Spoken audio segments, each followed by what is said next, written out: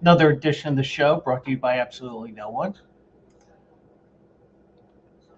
Um, there we go. Welcome in, everybody.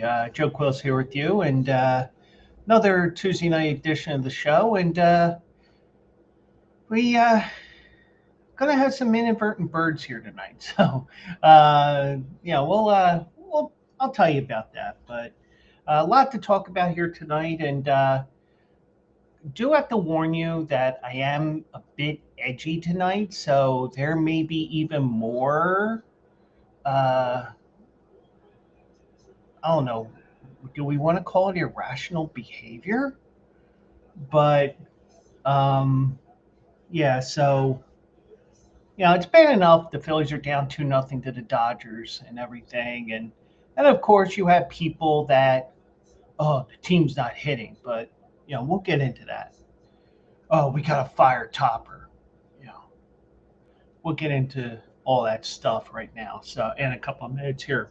Um, lot of lot of men behaving badly in the NFL world. Um, Jonathan Gannon got fined today by the Cardinals. Uh, Jerry Jones got fined by the NFL, or at least I thought he was fined. I just have to. I'll take a look at that article here. We'll go from there. But didn't save it. Damn it. Also, Joe Flacco got traded, and apparently Saquon Barkley tried to ask his way out of New York during the 23 season when he was still with the Giants. Interesting thing there, because I'll speculate, and if you guys want to speculate as well, feel free to do so on Twitch, on YouTube, on X. Feel free to chime in. Um, you know, I probably will be a little bit edgy, especially the beginning of the show. We'll get you there. So, but I am a little on edge. I mean, it's bad enough. The Eagles lost on Sunday. The Phillies lost both Saturday and last night. But you know, you pull up an email, and oh, by the way, the day off, and I'm kind of talking about work, but we're not going to mention redacted. Um, Thought that, we're going to give this other person off who abuses the system, and it's the exact reason why we have a reason that we have a reason why we have um, you know these rules that everybody agreed on.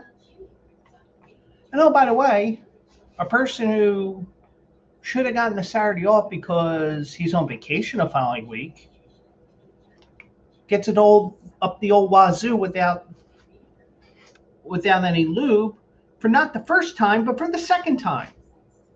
So the first time I was kind of nice back in January when I should have totally flipped out, because if they did not allow it, if they didn't change it, then all hell would have broken loose, because even though I might have gotten back in time to start my day, you were talking about me flying home from Florida, then somehow, because I don't remember if I had my big suitcase or I had my smaller one, which I just put in the overhead bin. So might have had that's irrelevant. Well, maybe not, because you get a break, boom, you get a Uber right away. You're home by 11 o'clock. My work day would start at 11:30. But then on top of that, I slept like shit the night before because I crashed at 7:30. But But I did get that day off, but I wasn't as happy today to see that I was given off on Thursday and decided to email. Now, because it was the second time this happened, I wasn't that nice. Now, granted, it wasn't what the F is this, blah, blah, blah, because if I dropped an F word, I'd be getting 3 to 5 days minimum. But I could argue, well, I'm also a union rep, so I can curse if I want to, so F you. So, and I basically said, this is the second time this happened, and both times this person that abuses the system got the day off. Schedule needs to be done instantaneously because I wanted to prove that I have brains and nobody in my department does. And also, it was a job that I used to have a clerk, but this Fruit Loop that used to represent the union who discriminated against me back when we were in the old union, and the union president at that time, I told her that, I didn't know where to go with this because, are you going to protect him? Are you doing this? Are you doing that? Because, there was a reason why I asked this Fruit Loop, and you can say whatever you want. This Fruit Loop who retired about 5, 6, 7, 8 years ago,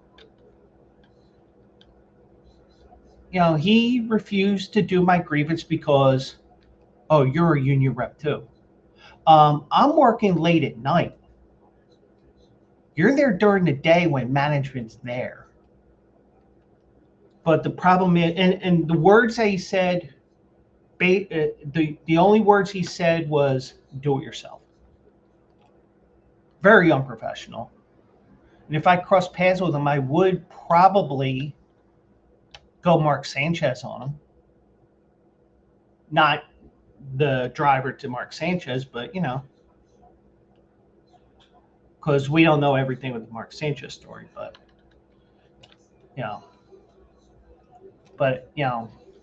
but I was not happy with that. And I got my point across because I purposely carbon copied the manager. I purposely carbon copied the union rep. And then when they redid the schedule, because first of all, I made the accusation that the person is abusing the system, and he was. But he's still going to abuse the system because they'll just look the other way. But I will say this. I'm not happy with the email that they sent back because it was a slap in the face to me because they said, well, we make mistakes. Well, when I was clerking, I wasn't allowed to make mistakes. All of a sudden, we're allowed to make mistakes. Well, the union knows that I did not enjoy that email.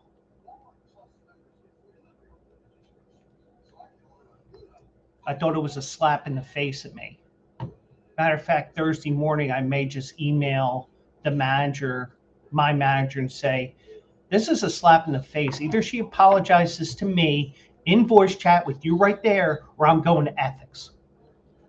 They want to play fuck around and find out. They're going to be fucking around, and I'm going to show them what finding out is all about. They might not have a job when I'm done with them. So that was my day in a nutshell. Because I just, I'm just sitting there. I'm just trying to do my job for 8 hours, dealing with some of the dumbest motherfuckers on the face of the earth. And then you slap me in the face? No.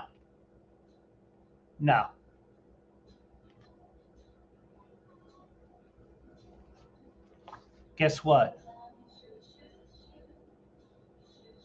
That person's going to apologize to me even in front of everybody at the union meeting because I might bring it up. because I have a meeting on Thursday night, so we may be a little late Thursday night. So, or I may not have my union title because I'll say either she apologizes or I resign as union rep. And the only reason why I stay as union rep is because there is a clause in the contract that says if I'm a union officer, I'm the last one to be laid off. So let's say there's 4 people that get laid off. You go 1, 2, 3, 4, and I'm in that bottom 4. But the union contract says you can't lay me off because I'm a union representative. Guess what? That's the only reason why I'm still a union rep, because I know that's in there. And even after that Fruit Loop, Jack Valovich told everybody, oh, don't go to Joe, come to me. No, that was so fucking unprofessional. He's lucky I didn't beat the living piss out of him. But, you know, told you I was going to be edgy tonight. So, and if you know Jack Valovich, call him and tell him I call him a Fruit Loop.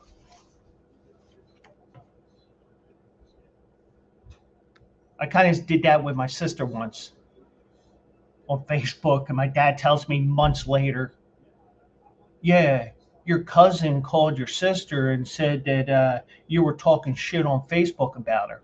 Yeah, she deserved it. I don't want my business on Facebook. Well, he's not around anymore, so I could really let loose on my family too. But I won't. Not unless I actually go off on my family over something stupid. But and Bleacher Brothers, I don't know if this is AJ or somebody else on there. I'm fired up like Captain Ron tonight. Oh, I'm pissed off tonight. You know, I am, you know, how I held myself together the rest of the afternoon after I did my damage because they wanted to make me work the Saturday before vacation. Luckily, that Saturday, I'm not going anywhere. So it wasn't like I'm flying home from Florida on a Sunday morning to watch the Eagles game that Sunday, which would have been flying home to hopefully make it to work in time. And if I was late, I was saying, hey, you schedule me, your fault, not mine. Better not take it out of my check, because if you do, look out. But yeah, not happy. And we get into another topic that I'm not happy about, the Phillies, because it's bad enough we're down 2-0. And of course, I said this last night, I'll say it again, because it's the playoffs. And you can chime in and give me a bunch of shit over this. I don't care. When it's the playoffs, especially in Philadelphia, a lot of people, like for example, my neighborhood, the street that dead ends right outside my window, this one block here, I guarantee you that all of them all of a sudden are Phillies fans. But 95% of them wouldn't know what a baseball fucking looks like. Guarantee you. And I will also tell you that, nobody's hitting. Well, not many people are hitting with the Dodgers either. We went through it last night. The batting averages are very comparable. It isn't like the Dodgers are hitting 425 and the Phillies are hitting 150. Let me see if I can find a composite box score of these two games, or I can piece these things together. And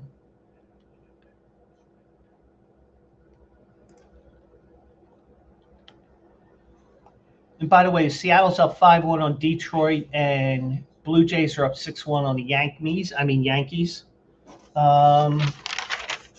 me find a piece of paper here, because I have to do it the old-fashioned way here. Monday, Dodgers went 7 for 34. Phillies went 7 for 33. Game 1. Dodgers went 6 for 33. Phillies went 6 for 31. I can already tell the Phillies have a better batting average for the team over the Dodgers. The Phillies are 13 for 64, which is 203. The Dodgers are hitting 194. So the starting pitching, for the most part, is doing their part. It's Orion Kerkering, it's David Robertson.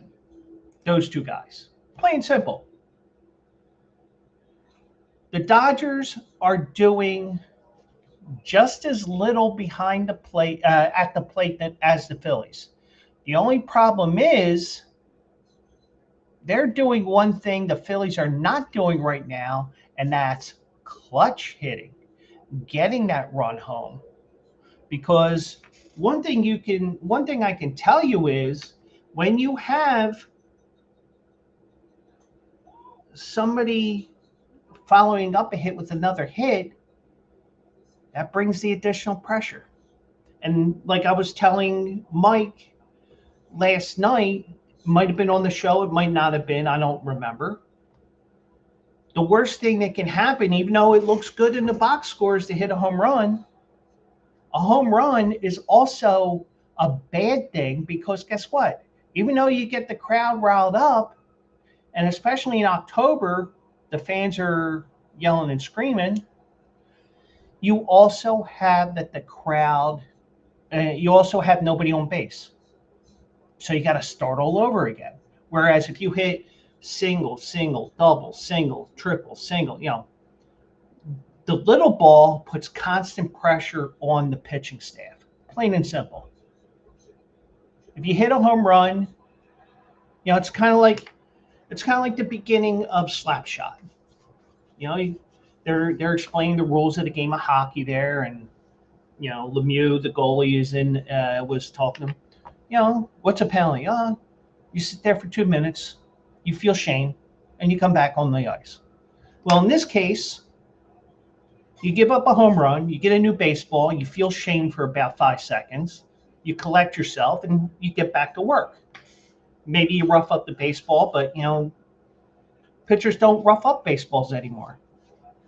And it's even before the pitch clock that you don't see pitchers roughing up baseballs anymore. It's almost like if too much of my DNA's on here, I might get suspended. That's it. Because I just think that when you look at everything, when you're looking at these numbers, the Dodgers are doing just as much. And GWK's here. I wasted 162 days and nights watching the squad again. They have one guy who hit 20 homers. Just one?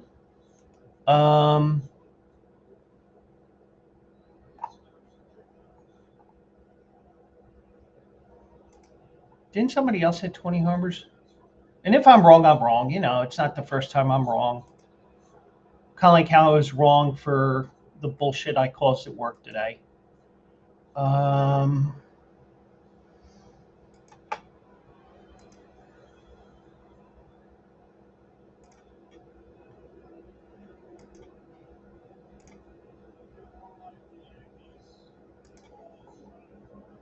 Yeah, I know what you're saying, GWK. Bryce Harper hit 27 homers.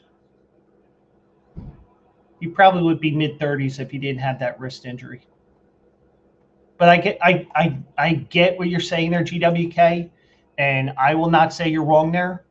I just had to check that because no, don't worry about that. It feels like only one guy hit more than 20 homers. It's just that When Harper hits 27, it feels like anybody else only hit 5. So, but the one thing I said about Bryce Harper the moment they signed him, you'll get 7 good years out of him. I think we're in year 8, so it's starting to wane a little bit. So, but yeah, I get the idea here. Wasting 162 days and nights, I get it, but I said this yesterday. I'll say it again. And GWK likes to fire it up me. Oh, you're gonna hear the next part, and you're gonna say, "Oh shit." I'm gonna say this. Maybe the Dodgers starters are just as good, if not better, than the Phillies starters. Maybe that's the case. Maybe you just need to get your hat, tip your hat to the other team, because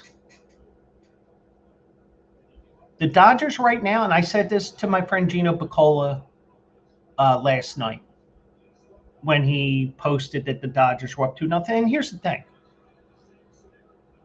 If the Phillies lost 4-3 and there was a bullshit call, yeah, I'd be pissed. But, you put yourself in that hole, down 4-0. There's nothing to complain about. And even if you complain about it, in the long run, there's always a new day, whether there's no sports at all, or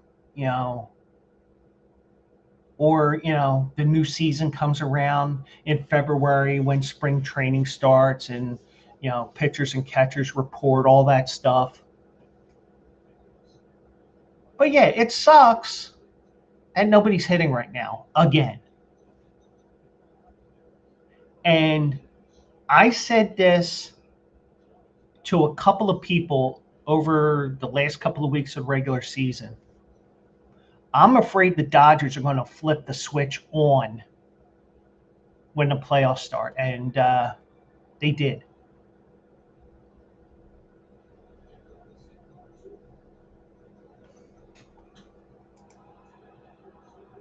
Pitching is a push. Dodgers lineup is just a lot better. One of the guys I talked to out in LA, he said they just got 3 guys. They got 3 guys in the lineup that can hit. It's just that it looks like none of the Phillies hit. I mean, when you look at, Kyle Schwarber isn't hitting. Well, I mean, I don't want to blame Trey Turner, but the guys who's hitting in front of you all season, all of a sudden hurt his hamstring.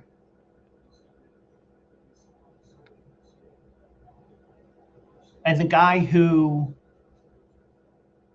was replacing him, Harrison Bader, he couldn't get hurt. I mean, he got hurt too. What was that, a groin? Because they said it was either a groin or they said hamstring at first, and then they said it was a groin. Who knows? It's a muscle pull, whatever the hell it was. But I've been in this rare mood all day, and I've been really snippy. Like I even took a shot at Fairmount Park Racetrack in Illinois, even though I didn't tag them in it. I probably should have.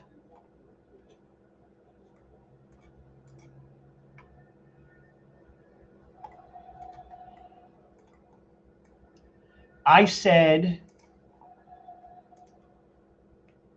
the flagman at Fairmount Park has to be the most useless job in sports, not just in horse racing. Because the guy comes up, raises the flag, and they're off. It's like, That's something that you did in the 1950s. This is 2024. You don't need to do that anymore. But, maybe there's a big camera. I don't know.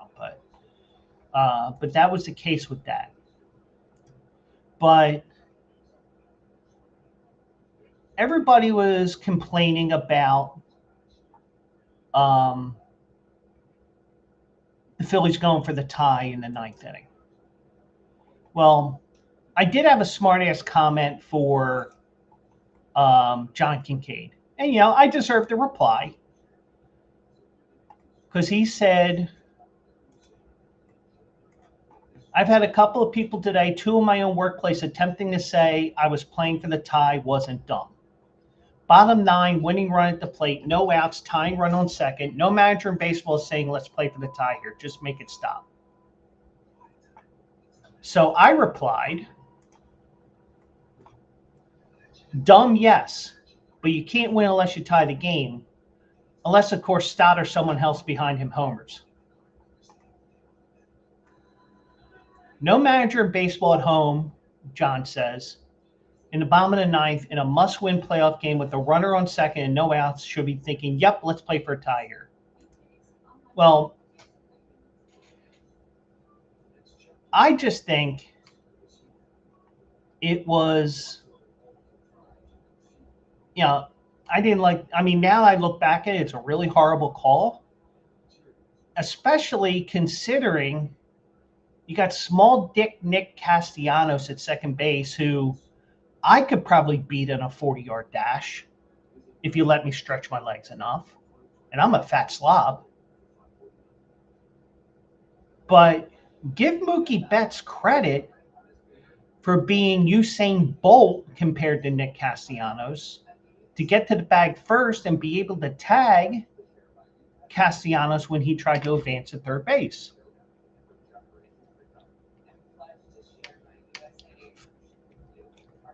Now, you were down to your last couple of guys. So you couldn't, because you used Sosa as a starter. You put Stott in late in the game. I think the only guy left was Marchand, so you're not going to use him because, God forbid, JT gets hurt. I just think that when you look at everything, I just think I understand why he did it. I just think that you go for the tie by swinging away and not bunting. And unfortunately, that's probably going to get Topper fired, which I do not agree with, only because we had another manager in Philadelphia named Charlie Manuel, went through the same regression, and also got 4 more years of teams not living up to expectations and starting to fall apart because of age and having to trade players and all that shit. He's still got 4 more years. But I get it, different day and age. We didn't have analytics in 2008, 2009, even though the great mind of Pat Gillick brought in Jimmy Williams to be the bench coach or the de facto manager, because guess what? Jimmy Williams won us the World Series in 2008, not Charlie Manuel. Because if Jimmy Williams did not retire in 2008 and stayed on, Phillies win in 2008, they win in 2009, they win in 2010, and they win 2011. They would have won 4 in a row. Instead, we only got 1. So if you're a fan of Charlie Manuel and you're saying Topper needs to be fired, it doesn't go both ways. Charlie Manuel should have been fired after 2011 when he decided whoever they were playing in games 157, 158, 159, we don't need to win these games. 160, 161, 162. Oh, wait. We can set a franchise record for wins in a season? Wait a second. Do we want to play the Atlanta Braves in the playoffs and Olay them into the playoffs like Roger Dorn in Major League, doing the Olay shit? Or do we want to let the Cardinals in? Well, you let the Cardinals in, and they ended up winning the World Series that year. So, I will say this. I will go to my grave saying Charlie Manuel cost us 3 World Series. He cost us 3 parades.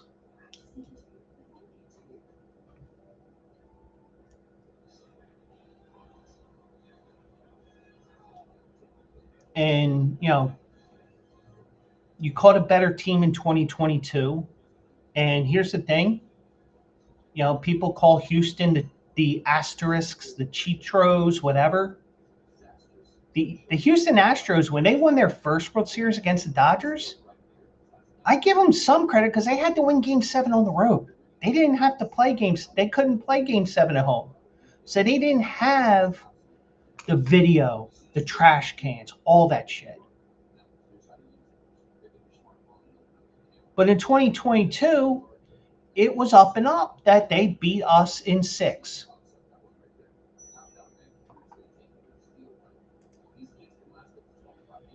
And I did see that horse racing thing. I'm going to get to that in a second. You really should have your own show on ESPN or Fox or MLB Network, more than any other. Yeah. I mean, but the thing is, I will also admit when I'm wrong. Or I will put the caveat out there, I may be wrong on this. Like, even when you told me nobody hit 20 homers besides Schwarber, that 27 for Harper seems like 15. So I'm not saying that you're wrong there. It just seems like nobody else hit 20. I know what you mean, because somebody is so far out in the stratosphere with home runs this year and hit the most home runs in the National League. I get why you did that. I get why you're saying that. So even, and I'll even protect you if somebody were to give you a bunch of shit because you said nobody else hit 20 homers. But the only reason why I'll never be on ESPN, I'll never be on Fox, I'll never be on MLB Network, is because I curse too much. Could I tone it down? Yeah, sure. But could I be controversial? Yeah, that as well. So, but, I just think if Rob Thompson gets fired after the Phillies lose,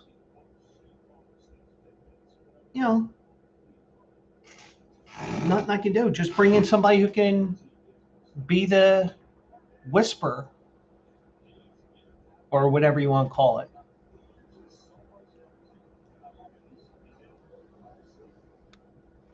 I don't have a skirt on.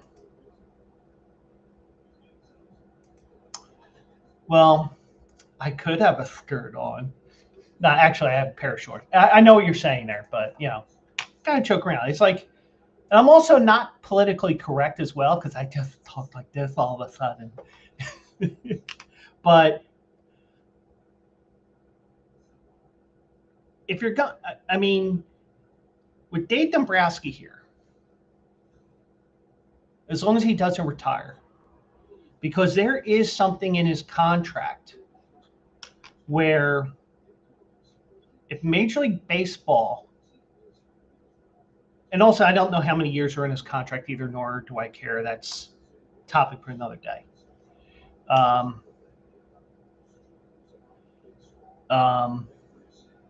will say this, and I will respond to that as well in a second.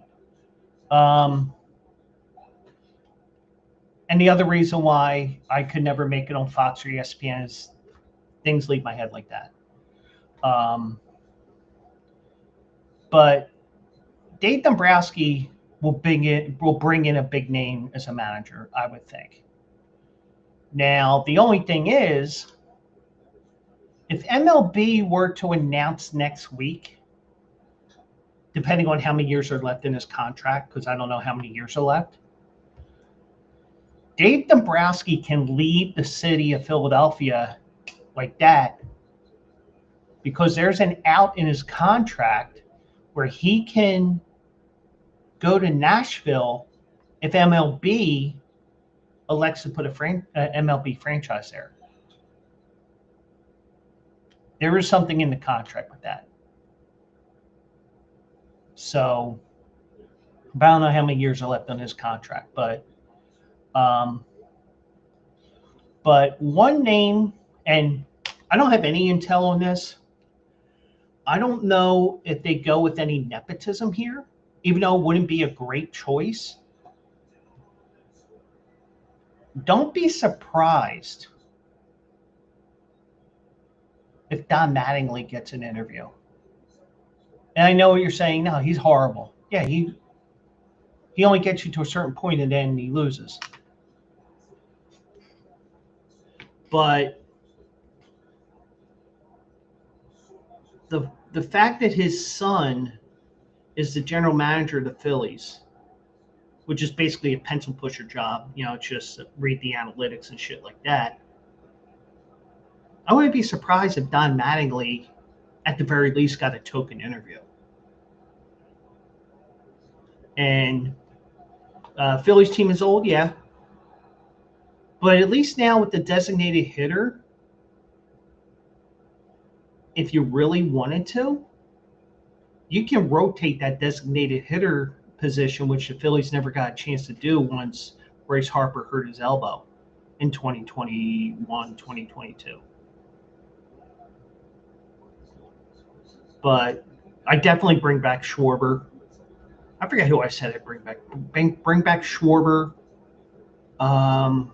Bring back Bader. I think Bader is able to come back next year. I think there's a weird option involved there, but Castellanos trade or just release his ass, because he was saying yesterday.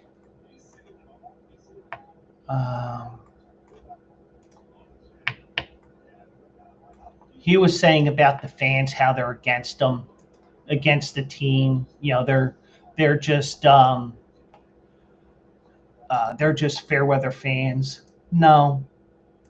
I said this. I also said this to John Kincaid because he mentioned this like minutes before I commented on that. Oh no, it was. No, I said it to Glenn Mack now.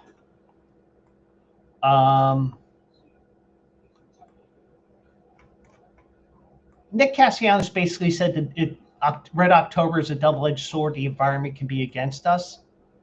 And I said, we boo because we care.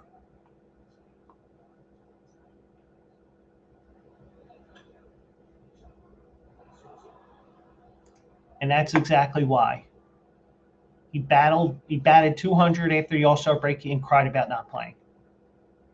I can see about not playing, but the thing is, you have nothing to back up your point other than the fact that right field is Max Kepler, who's hitting 201 compared to 200. But, and I said this a couple of weeks ago. Now, we don't know what the negotiations were like with Schwarber and Castellanos.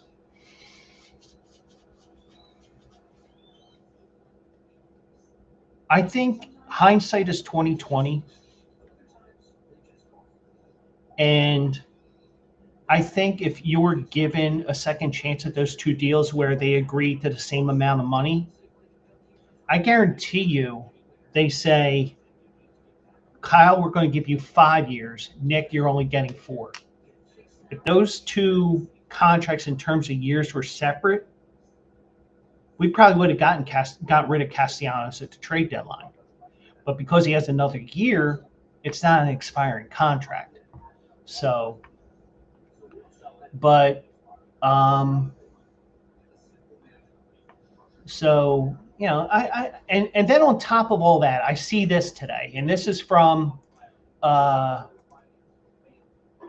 Anthony Sanfilippo, and this was posted 15 million places today. Everybody who posted this and I shared with, whether it's Facebook or Twitter or anywhere else, Instagram, I'm giving all you guys credit, even if it's not by name, but I'm giving Anthony Sanfilippo special credit because he graduated high school with me. The Phillies will wear their powder blue uniforms in Game 3 and Game 4 if they get there. Now, this is why I'm citing Anthony Sanfilippo over some of the other sites that I was looking at while I was working. This wasn't a reactive decision to losing. The players asked 10 days ago if they could do it. The Phillies petitioned MLB, and it was approved. Now, if you know me, I do not like the powder blue uniforms. There's a reason why they were worn in the 70s and 80s. They need to stay there in the 70s and 80s. I just don't like them. And, and I'm just looking over everything else here. 2024 didn't wear them. 2023, you wore them against the Braves. You won. 2022, you wore them in Game 5 and lost. So playoff record with the powder blues, not that great. At least that's my opinion. So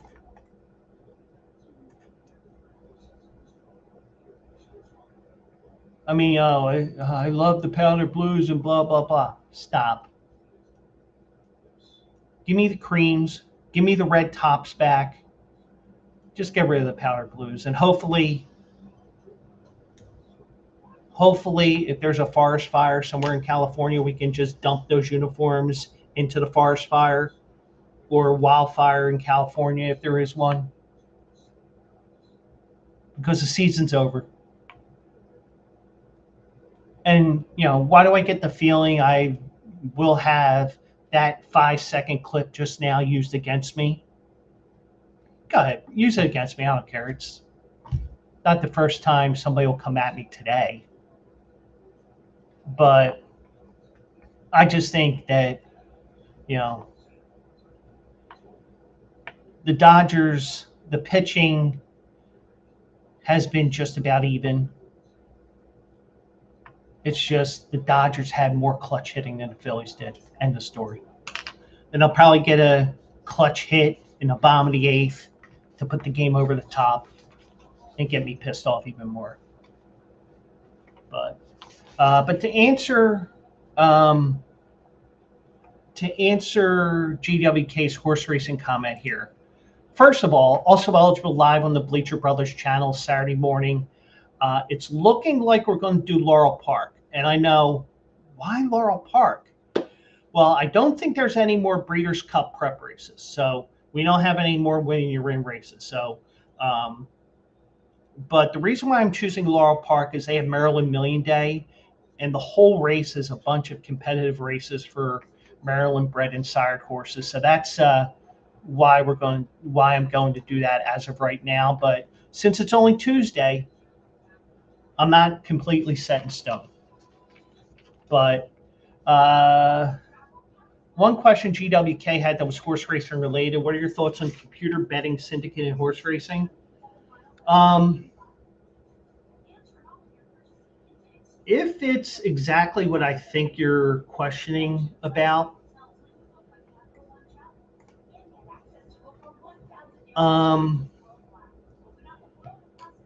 and this is something that, we can even go back to, even though it wasn't computer syndicate related. If you remember Arlington Park, when they had the Breeders' Cup, a guy hacked into the computer system, was the only person that had the pick 6. And then, oh, by the way, let's review the data. And, oh, guess what, buddy? You're caught. You're arrested. But that's something totally different, Pike. But I mean, it sucks that we have the technology out there that you can influence pools and pick threes, pick fours, pick fives, and all that stuff. It also sucks that you're looking with a minute to go, and you have a horse that's 9-1, and you're thinking, I like the odds of this horse here because this horse really looked good in a paddock. That race is much better than what Todd Schrupp, Simon Bray, Christina Black, whoever's on FanDuel TV at the time. And I'm not picking on them, so they were just the first three names that came to mind. Or if we want to go to NBC, Brittany Urton, Jerry Bailey, Randy Moss. We can pick on everybody. I don't care. But you get what I'm saying. But the fact that the pools get manipulated so much in those last couple of minutes, and you're still seeing the bet manipulation because of data and everything like that, but I don't think 2 minutes to post is enough. I would go 5. Now, I know this, even though I'm promoting FanDuel to the top right here,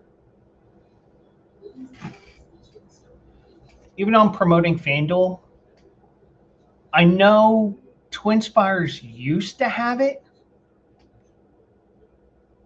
I don't know if they have it anymore. And also, I don't have any money in that account right now.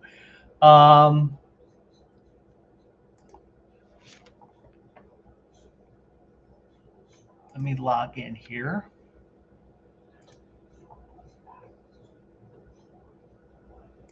All right, so let me see something here.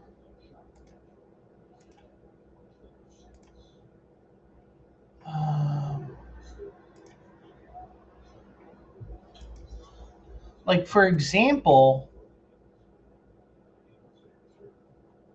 and I just picked a random race here. If you look here to the right-hand side, hold on. And I have no money in the account, so I can't wager anything. So let's say, because right now, the one Haney in this race in Australia is 13-1 at the moment. So I don't know if you can do this on FanDuel, but you can put conditions on here, like what your minimum odds are at a particular post time. So when this hits 0 to post, I can put a conditional wager in that my horse needs to be 10-1 or higher.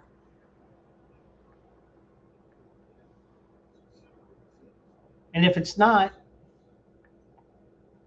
and you can go however many minutes.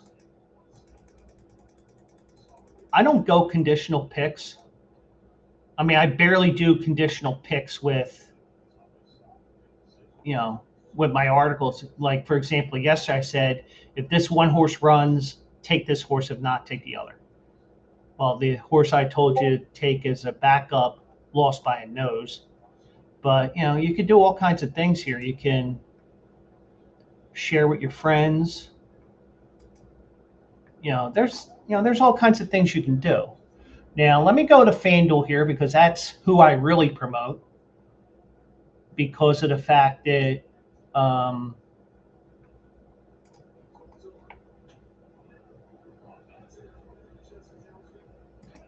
if you go to FanDuel Racing, and by the way, since I'm not logged in, take advantage of all the promotions here, the no sweat first bet if you haven't used this platform. There's money back specials as well, race of the day, all that stuff. So as I log in, that disappears. Let me see one thing here. let me go to Yonkers here. Let's pretend I have money in there. I don't. Okay, so FanDuel doesn't give you these conditions from what I can find, but TwinSpires does. So not only do you have those computer wagers that manipulate the pools, you also have pool. I mean, you can consider pool manipulation as well, but in a smaller sense. With well, if it's not 10-1, if it's less than 10-1, we're not playing this wager. Now, me, I'm head down. I'll eat chalk to win, because sometimes it's about the return on it's the win percentage as opposed to return on investment. But yeah, I mean, it's frustrating that you have these horses 9, 10, 15-1, and then all of a sudden it's 3, 4, 5-2. Very frustrating. Especially when you look away from the TV thinking it's 15-1, and you look back, it's like, yeah, I won. And then you look away for a couple of seconds, like I tend to do. You look at the race results, it's like 640. What? But yeah, it's very frustrating. I think if you really want to fight those CAWs that you mentioned, I think that's the abbreviation. Computer betting systems, yeah. The computer betting systems, cut them off at 5. Cut them off at the call to the post, whether it's 3, 5, 7 minutes to post. I think 2 minutes at some tracks is not enough. Make it 5. That's what I think. So, and that's why, even if you're watching after the fact, that's why you need to follow me or Bleacher Brothers YouTube, Twitch, all the X. And you can follow my Twitch at twitch.tv/JoeQuills. You can subscribe now to this page. Now, I will say this, and I've said this a couple of times since I've had this feature where I can start getting subscribers and stuff. I am never going to have my hand out saying, gimme, gimme, gimme. I am not that type of a person. If you want to subscribe, feel free to do so. But I also know, and this is me being humble, there's also people out there that are much better streamers than I'll ever be. I'm just carving my area into this. That's all. But so going to get to the football here. We'll be football from here on out. And not sure if you saw this, but Jonathan Gannon got himself into trouble. And I get why he did what he did. But you have to realize that there's cameras everywhere. I mean, in this day and age, like I told you about the neighbors upstairs annoying the hell out of me with the one person with thunder hooves or whatever, thunder feet.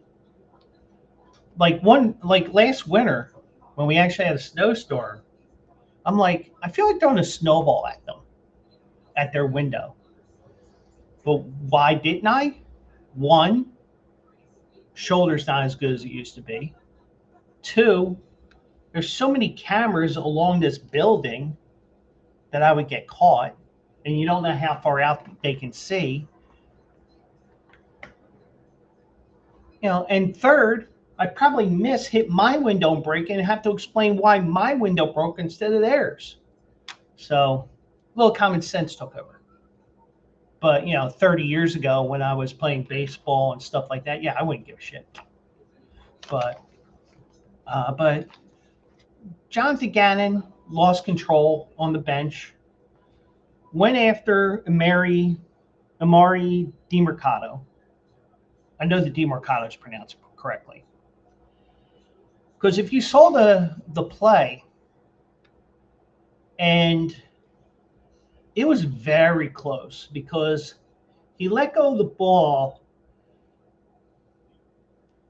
this much too soon, because if it's starting to come out, but he still has the ball in his hand, if it was more in the palm of his hand like that, then it probably would have been a touchdown.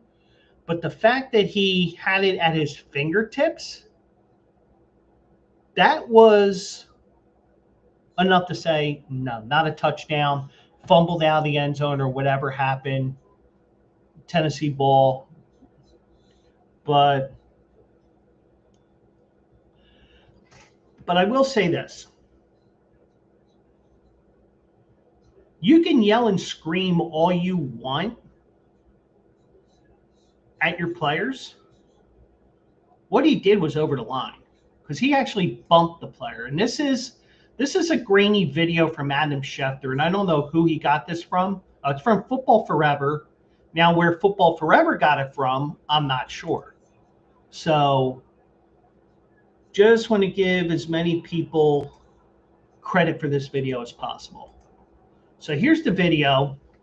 Gannon's in the white hat, DiMercato, and the offensive lineman's consoling him. So I don't think there's sound on it. He's going after him and playing with his hat, bumping him, bump, gives him a slap or whatever that was there. Yeah, I'd be pissed off too, but that is totally uncalled for. Totally. Well, the Arizona Cardinals, and this is not an NFL fine, this is the Cardinals fining Jonathan Gannon $100,000 for his sideline altercation Sunday with DiMercato. He dropped the football before crossing the goal line in the fourth quarter of a loss to the Tennessee Titans on what would have been a 72-yard touchdown run. Here's a question that I have, and I'm not going to share the other video that I saw because I was looking at the video only because I wanted to see, was it going to be the actual play? It's just Rex Ryan ripping him a new asshole. The guy has three touchdowns in his career. There's no reason to just drop the ball like that. And it all started with Deshaun Jackson. Everybody thinks they're cute. Oh, well, I'll just drop the ball at the 1 yard line. Well, if the defender behind you is smart enough, he will grab the ball. And I think there was a couple of plays in the past. I know there's one in college. I think it was Oregon and one of the Mountain West schools, I believe. Or maybe even was Utah. Drops the ball at the 1. The ball bounces perfectly where it doesn't go into the end zone or out of bounds because it was near the sideline. The Oregon player takes it 99 yards the other way for a touchdown.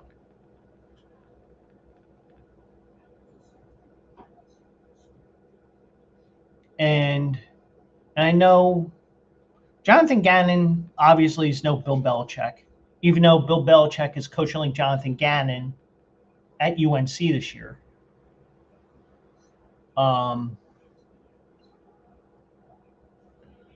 But the one thing Bill Belichick told his players, don't reach for the end zone, especially with players around you. protect the ball through the end zone. Now, that may not be the exact verbiage that he used, but that's the idea. Get to the end zone before you do any of your celebrating. That's what you do. But, yeah, I would be pissed too. And, yeah, you're going to lose your shit because he knows. You don't know that Tennessee's going to make this giant comeback, and I can imagine how batshit crazy he would have been, but I didn't see any video of that, when Arizona got that interception. The guy fumbles, they kick the ball into the end zone, and Tennessee recovers in the end zone for a touchdown.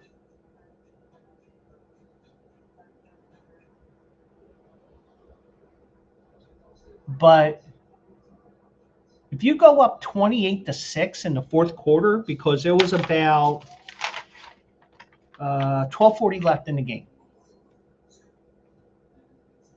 Tennessee's not making up 22 points. But because I think that play ends up being a touchback, if I'm not mistaken. I didn't watch the game. I kind of wasn't paying attention to red zone. But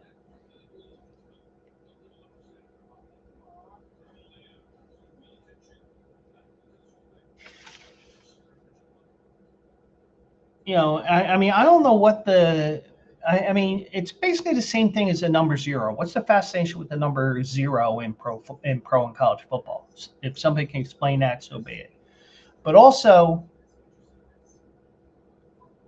I don't understand that as well.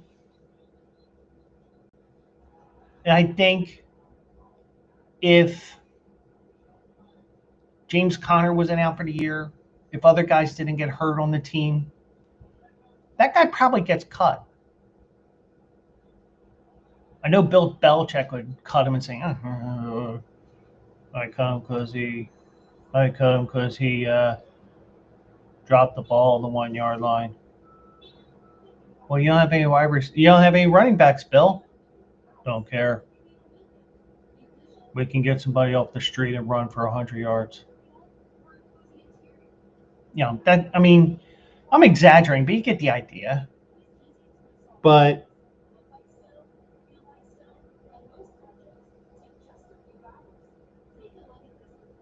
so as we saw in that video,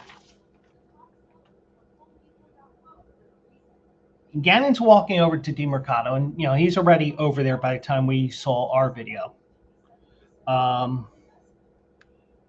DeMercado's getting consoled by Paris Johnson, who's probably the number 70 there, or 71, whatever the offensive lineman's number was. And Gannon was getting into the running back's face. Now, getting into somebody's face, even though that probably would be the team finding him or whatever, or saying, what the hell are you doing? But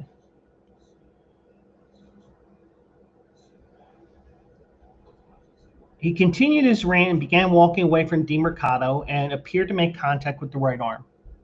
So we'll just use the generic term that they use here on this article, making contact with his arm. So yesterday, because today's Tuesday and it says on Monday, Gannon said he apologized to DeMercado and the Cardinals players during a team meeting that afternoon. Gannon said, I just told them I kind of let the moment what happened get the better of me there. Yeah, you did. Now, last night on the show, even though there's a couple of guys that are on the hot seat, like, for example, Mike McDaniel in Miami, I think we said Jonathan Gannon could be on the hot seat. I think it's blazing hot after how he reacted on that play. Because you can berate somebody for what they did.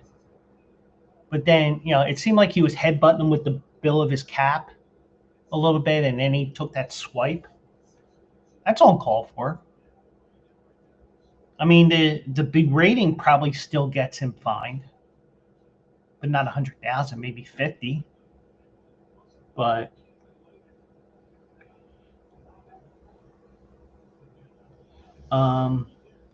so Adam Schefter reported said that sources told him that there won't be any other discipline for Gannon, at least not for that incident. He may eventually get fired at the end of the year. At least that's. I think he just turned the stove up a little bit higher. But Gannon became the first NFL head coach to be fined for an altercation with a player since the league fined then Tampa Bay Buccaneers coach Bruce Arians $50,000 for swiping his hand at safety Andrew Adams' helmet during a January 22 wildcard game against the Eagles. I don't remember that, but then again, that game was so horrible. That was the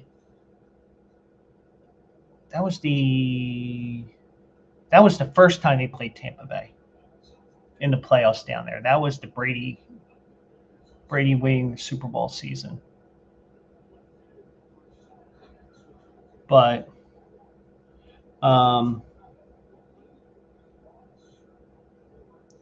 you go up 28-6, 28. I think it was 21-6 when that incident occurred.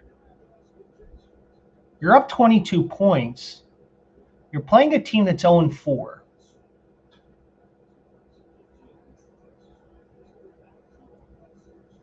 You do something stupid like that.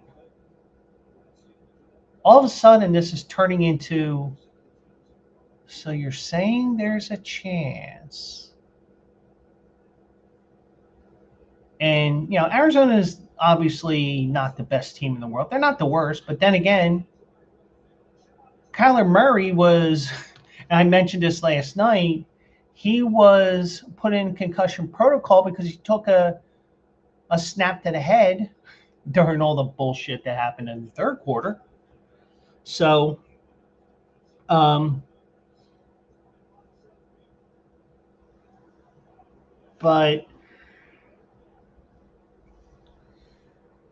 I think you could be looking at the end of Jonathan Gannon down there. Now, if Jonathan Gannon was an offensive coordinator, he could potentially come back to Philadelphia. But since he's defensive coordinator, I don't think Vic Fangio. The only way Vic Fangio leaves this team is if this team goes for the rest of the season, or Vic Fangio says, I've done what I've done. I'm going out on top, or as close to on top as possible. I think Vic Fangio, unless you fire Nick for whatever reason, but you get the idea. But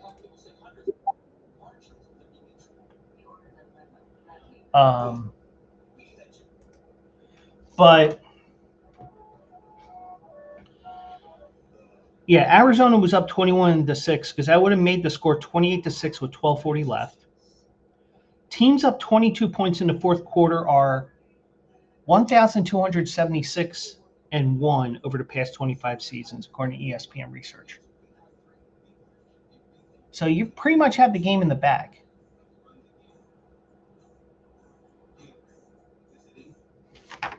Especially against a bad team. Now, if you're playing if you're playing Buffalo, then that's something different. But you're playing the Tennessee Titans, who should be relegated to the Sun Belt Conference or the American. Not the SEC, a Group of 5 conference. Because guess what? Now, Tennessee gets some false hope that they're not as bad as they think. Well, guess what? You are pretty bad. But That isn't the only bad behavior on the sidelines. Pork chop, welcome in. And yeah, I took my glasses off because I'm reading here. Jerry Jones also got himself into trouble.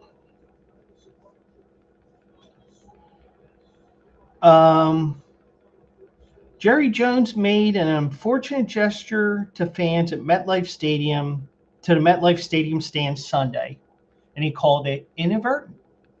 No. I mean, I don't know about you, Pork Chop. I don't know about you, GWK. I don't know anybody else who's watching on the different platforms I'm on right now. You give somebody the finger, it's done with purpose. I will go as far as there was this special with Robert Wool on HBO many years ago. And it was like some college class thing that he would do. And if I'm not mistaken, the origin of the middle finger was the British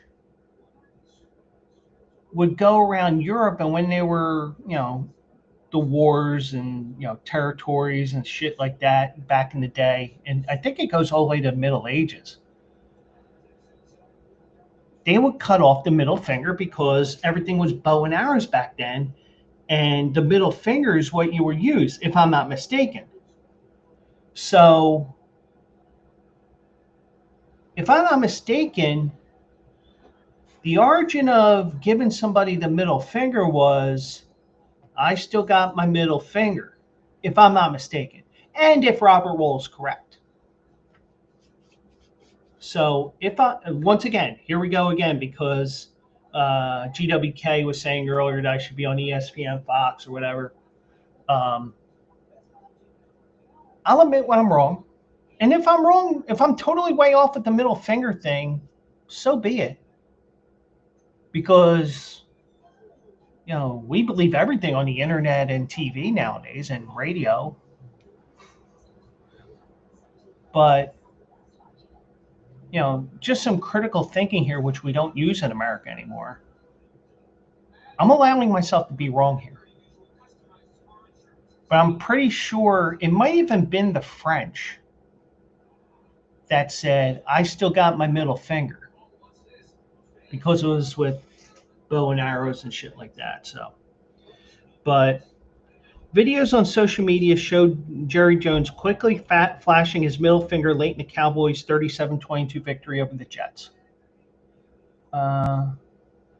Okay, here's what Pork Chop has found for me, and this is why you need to follow me and subscribe to me.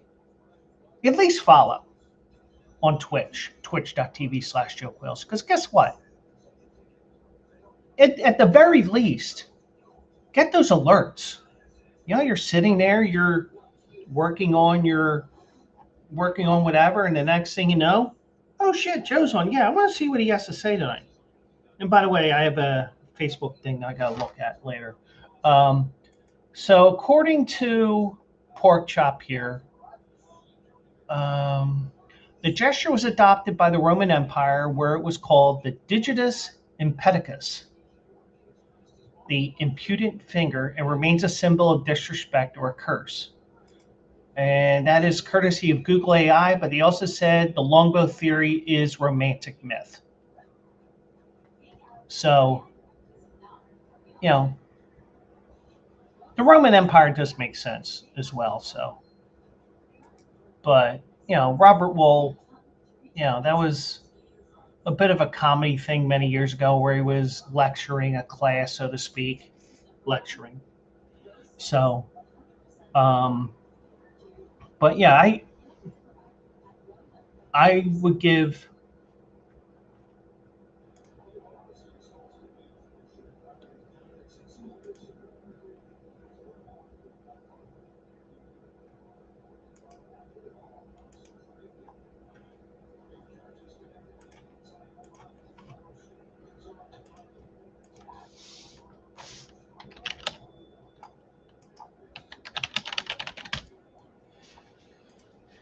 And yeah, we did have one of those on my side. Oops. And I also unmuted myself. So yeah, I'm not sure if you got that too, because the one thing is, and I will say this because I follow a great sports betting analyst, Ariel Epstein. Now, and she uses Twitch as like the fifth platform. I use it as my first. I report her spammers too. I mean, hers just sit there. Me, I'm just like, fuck it. I'm used to reporting from Bleacher Brothers. Boom, done. So, and by the way, I got to give myself a pat on the back because last night we did not leave the air.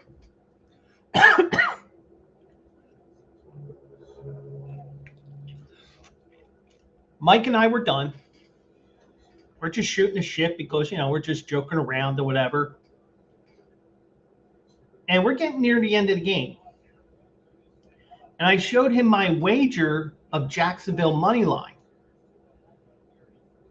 And if you were watching last night or even watch it after the fact, I said, I'm not closing this stream yet because if I close this stream, Jacksonville loses this game. And don't you know, Trevor Lawrence trips over his own offensive lineman, fails to get up twice, finally gets up, bootlegs to his left, and gets in for the touchdown for the win.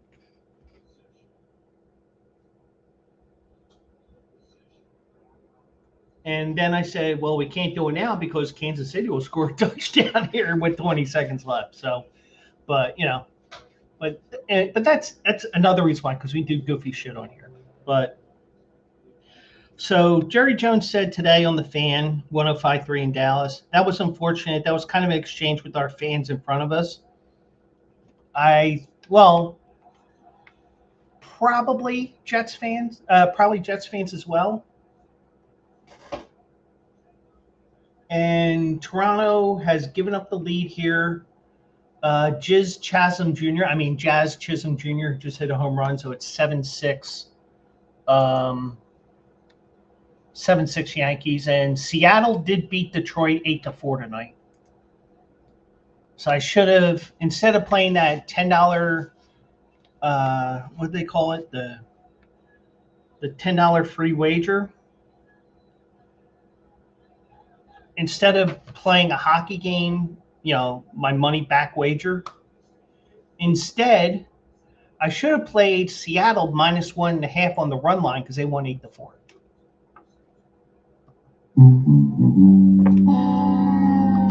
He's an asshole. Can't help it. But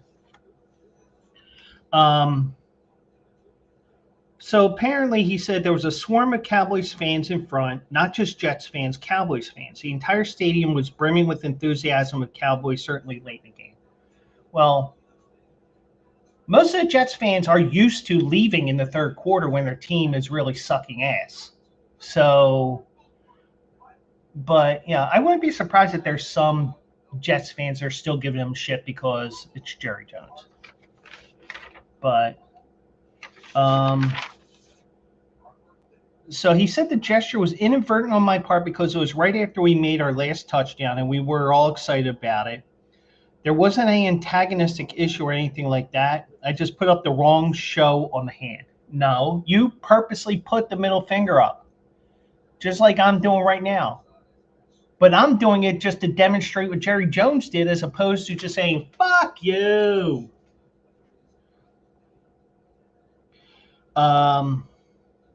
I'm not kidding. If you want to call it accidental, you can call it accidental, but it got straightened around pretty quick. I had a chance to look at it. It got straightened out pretty quick, but the intention was thumbs up and basically pointing to our fans because everybody was jumping up and down. So, well, here's the thing. Pointing at fans, thumbs up, middle finger. 3 totally different things. I do not buy that 82-year-old's bullshit. But So, according to what I have printed out, the NFL has not responded whether Jones could face punishment from the league if it's been announced, and so be it, whatever.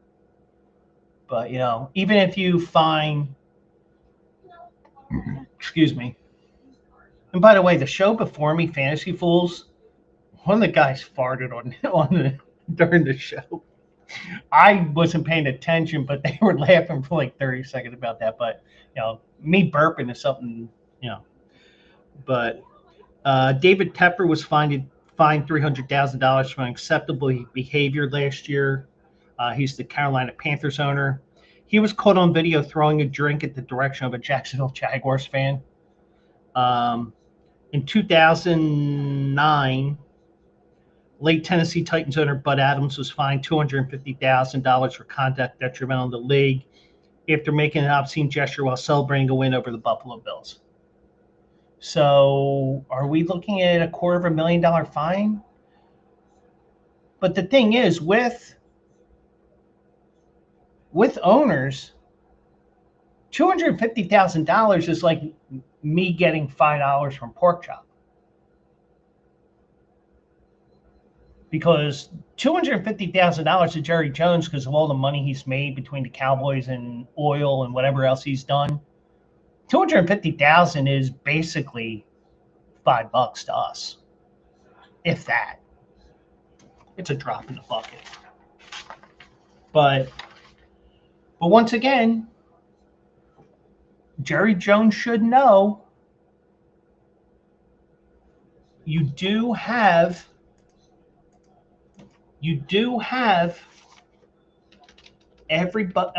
everywhere you walk now is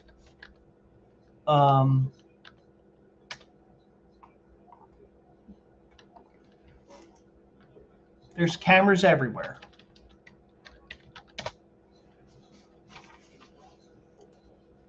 I don't care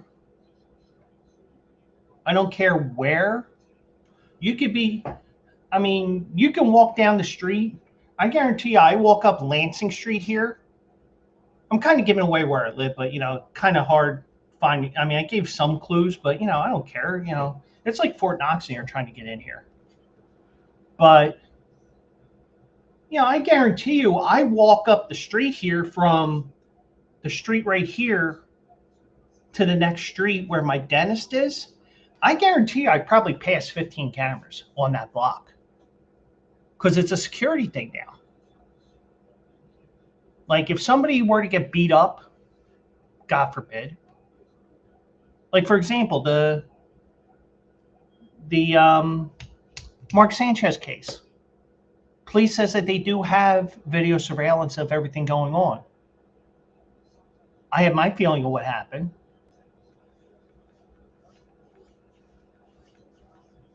And, we could, and I joked around, but, even when you joke around, even little things like, for example, as I drop my next page here, actually I dropped 2 pages, I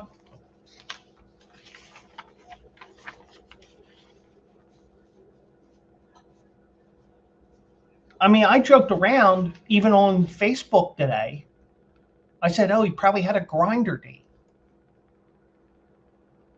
Nothing would surprise me one way or the other, whether it's a girlfriend, whether it was somebody he was getting a Hummer from on Tinder or even on Grindr, because, hey, do whatever you want.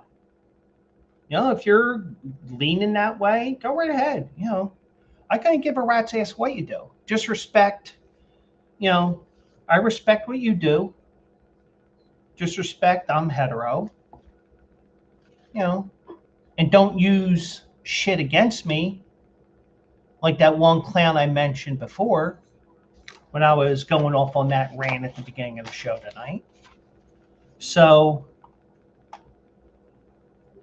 I just think, you could be, and even NFL, you have all these cameras now, because not only do you have the security cameras, because, like, let's say somebody pops me one and I punch back, the ushers will say, well, you punched him. He didn't punch you. Nah. Why am I acting like I'm concussed? Because he hit me first. And there's security cameras all around every stadium now. All over. And on top of all the security cameras to watch the fans, you also have cameras all around the stadium because of instant replay and this and Fox coverage and all this other stuff. CBS, ESPN, NFL Network, Amazon, Netflix. You have all this different shit going on. And then on top of that, you have even local cameras where, hey, we scored another touchdown. Well, guess what? You just got caught, buddy. Pay that $5, which is $250,000 to you, which is fine. But anyways, Jerry Jones will probably get fined. I haven't seen anything if he did get fined as of yet, but we'll see what happens. But anyways, I think the Yankees scored again. The Yankees are waking up, unlike the Phillies, because, I went on my rant earlier, but, this is. But I see we got a hopping crowd here tonight. Everybody's listening, which is cool. Glad to have everybody in. All the familiar faces. I do see us. Joe Flacco's on the move. I think he's now played for like half of the teams. I think he's the LaTroy Hawkins of the NFL.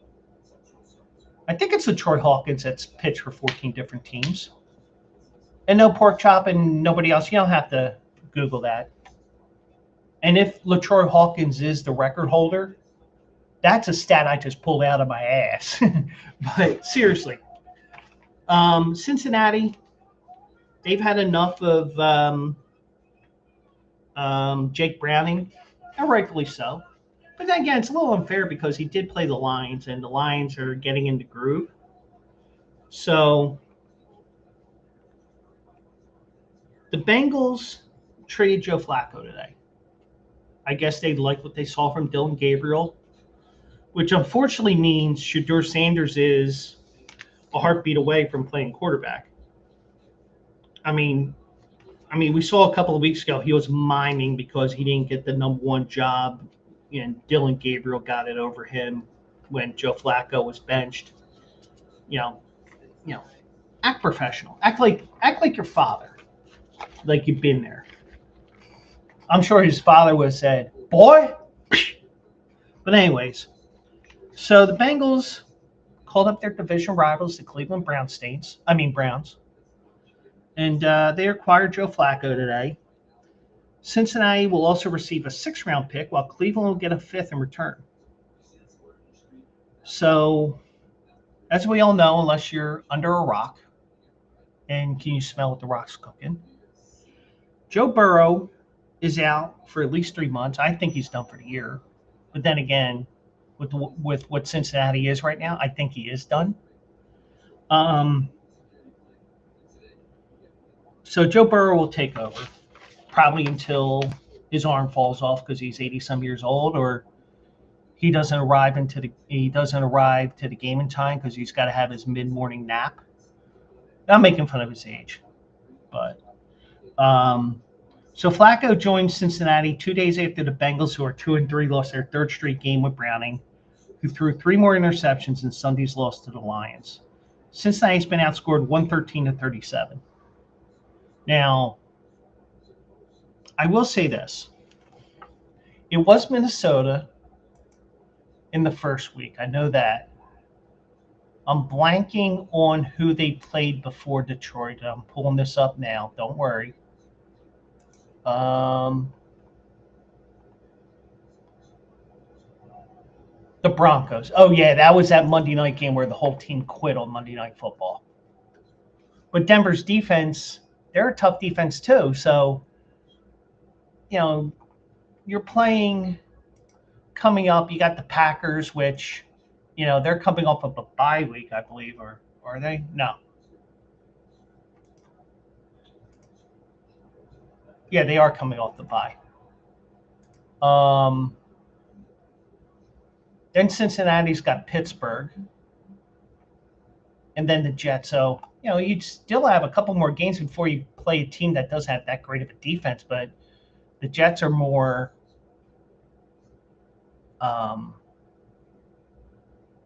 the Jets are more of a year away from being a year away. But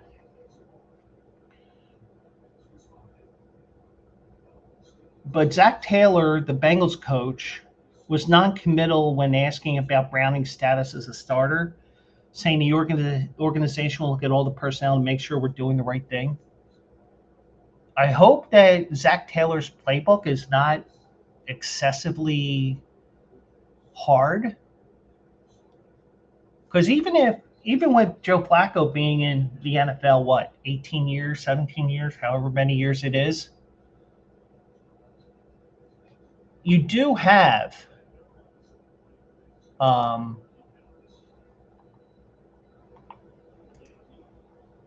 you do have um,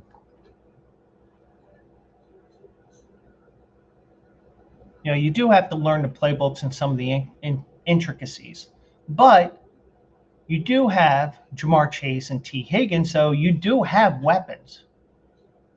I mean, you have more weapons probably than you did in Cleveland.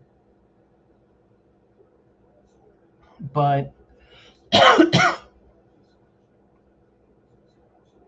the Bengals came into the season with lofty expectations. Joe Flacco gets hurt, and sometimes a backup can help you tread water, help you steal a couple of extra games here and there. I mean, we talked about small dick Nick Castellanos, who was saying how the Phillies fans are turning against the team. No, they care. Big dick Nick Foles, stepped in that first Super Bowl season. Sometimes you step up. Sometimes sometimes it's next man up. Sometimes it's next man lemming. Right in the water. But Taylor said Joe is an experienced quarterback with a history of winning. He's a leader with a skill set that'll fit our personnel well. He's a gifted passer with a strong arm. We're excited to have him on our team. Until his arm falls off because he's 40-some years old. Wentz hates Foles. Yeah. Because, and by the way, we're on the Bleacher Brothers Twitch X as well. So, welcome everybody on there as well. Yeah. Why does he hate him? Because he stole his spotlight. He was going, just bad luck. And oh, by the way, your backup wins the Super Bowl. But then again, Carson Wentz is very soft mentally. I'm surprised he won last week against Cleveland, but that's just me. Then again, I did have Cleveland because they're playing Carson Wentz. Yeah, I got to play that. And then, yeah, the worst scenario. I agree. Oh, you know who that is? You know what? Let me see something here. Let me mute this so I don't have anything going on here.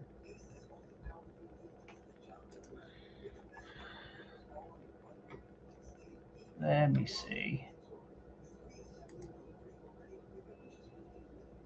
I know exactly who that is. That is our boy Junior from the Bleacher Brothers show, and the Bleacher Brothers show will be back tomorrow night. I'm sure he's going to be in an undisclosed location while the show, because with technology and stuff, you can be at an undisclosed location and still participate in the Bleacher Brothers show. So welcome in, Junior. And you see him on X there. You see his handle there. If you're on X, give him a follow. Good dude. And I promote good people. So, Brett Rippon, he was released today to make room on the roster for Flacco. So Bengals hope to have Burrow back by the end of the year, but I think you may get to the point with him that the season may be over by the time he comes back, and it's like, let's get you ready for next year. But he may say, no, I'm playing. You pay me this contract, I'm playing. So that may be the case here, but Flacco was brought in for the leadership of Cleveland when they had that circus with Dylan Gabriel, Shedeur Sanders. And they also traded Kenny Pickett to the Raiders too. So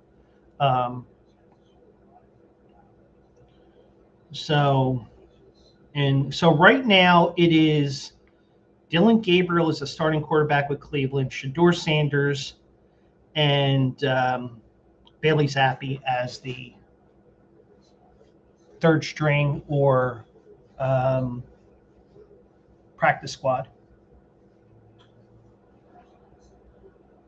quarterback. So being I don't wish ill will on Joe Flacco. He's an Eagles legend. Sarcasm.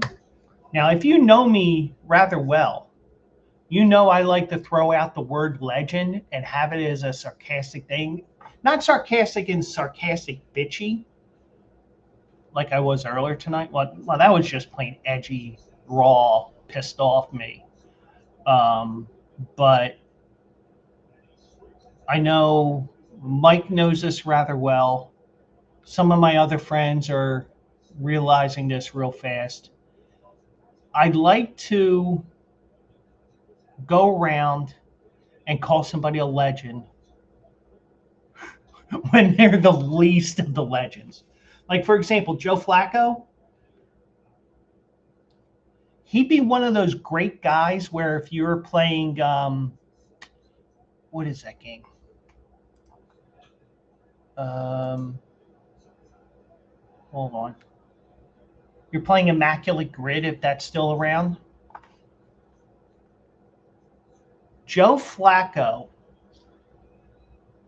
actually, he may not even register with the Eagles because he was on the roster, but I don't think he ever played a snap with the Eagles. But he was on the roster for a regular season for a couple of games and then got traded from the Jets to the Eagles and then got traded back to the Jets. I believe that's what happened. But if it picks up Joe Flacco as an Eagle on Immaculate Grid, that's great for when you have Eagles with Cleveland, Eagles now with Cincinnati, Eagles with the Jets. That's one of those great ones that nobody will realize, at least I don't think, that Joe Flacco did wear Eagles green, the midnight green, the better green. So, but one more story here that's worth mentioning, and I guess I'm going to have to watch this over the weekend or when I'm not working or whatever. I know this is a sore point for some of my friends up in New York because Saquon Barkley came to the Eagles, had that 2,000-yard season, won the Super Bowl, got to be in a parade, all that fun stuff. Well, there is a new documentary that's coming out this week. It actually comes out Thursday before the Eagles game against the Giants. And by the way, I guess I'm sidecasting that, so spread the word. It just won't start right away because I got a union meeting right after work. I might get lectured afterwards because I have a feeling I'm going to be going off on people within my office and department. But so a new documentary about Saquon revealed the running back requested a trade from the Giants during a phone call with owner John Mara in the summer of 2023.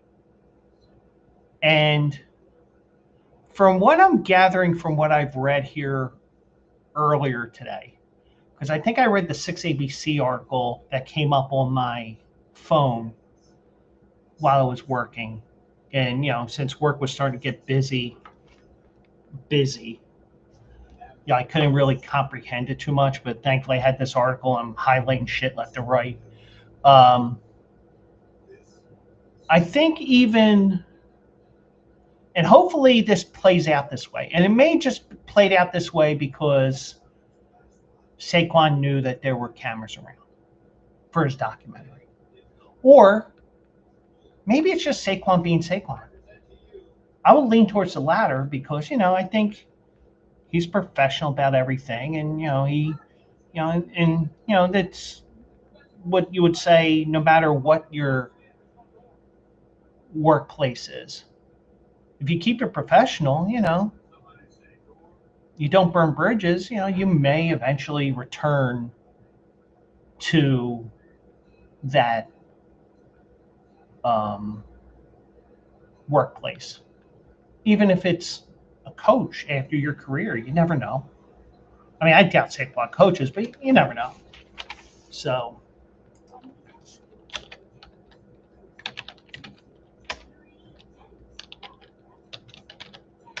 I just put my stuff in there just to let you guys know the different things there on my Twitch page, the different things that I do. So, anyways, of course, I'm getting killed with messages now. But so the Prime Video documentary, which was produced by Martin Scorsese and will be released Thursday before the Giants host the Eagles. Oh shit! I gotta make a pick tonight. Oh fuck me.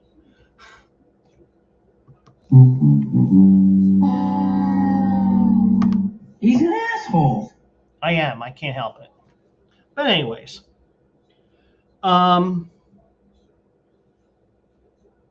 so the documentary shows Barkley asking for a trade on July 17, 2023, the day the deadline passed for him to sign a long-term deal after the Giants placed the franchise tag on Barkley several months earlier.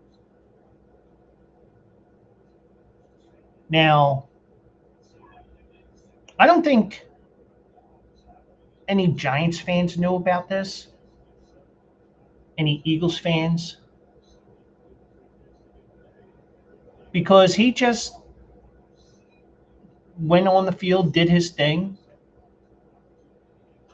and then went to free agency because they didn't tag him a second time, and he ended up here. So the All-Pro running back played for the Giants during the 2023 season. He signed with the Eagles as a free agent, and we all know what happened. And the decision that Barkley went down I-95 to Philly left Mara sick. The owner, John Mara. So the negotiations spanned almost 2 years. Yeah, I imagine it's like, well, we'll talk for a month and then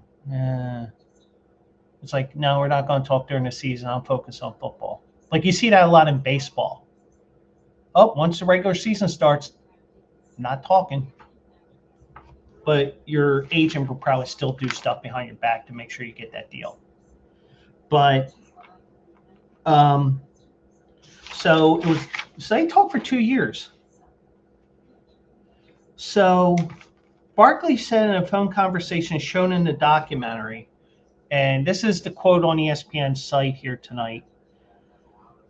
I want to run something by you real quick. I've just seen the offer. I just talked it over with my agent. once again, I appreciate that. But I brought this up to Joe, General Manager Joe Sheen, a couple of times, and he kind of declined me. He said ownership wouldn't allow it. It's obviously clear I don't think we're going to get to a place where we can agree on a deal. So would you allow me permission to seek a trade? Now, if this is actual footage and not documented stuff, because I mean, it's Martin Scorsese. I imagine but um,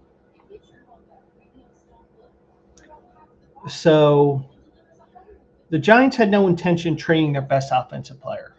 Yeah, especially when you have Daniel Jones doing what he did with the Giants, and all of a sudden found out he does know how to play football with Indianapolis. Now they had Barkley on a franchise tag, especially after they had just won a playoff game and Barkley was coming off a Pro Bowl season. Mara responded, "Nah, Saquon, I'm not going to do that. That makes no sense for us, and to be honest with you, it's not going to be in your long-term best interest to do that. There's no way that I would allow them to trade you at this point. No, I'm just being honest with you." And you know what?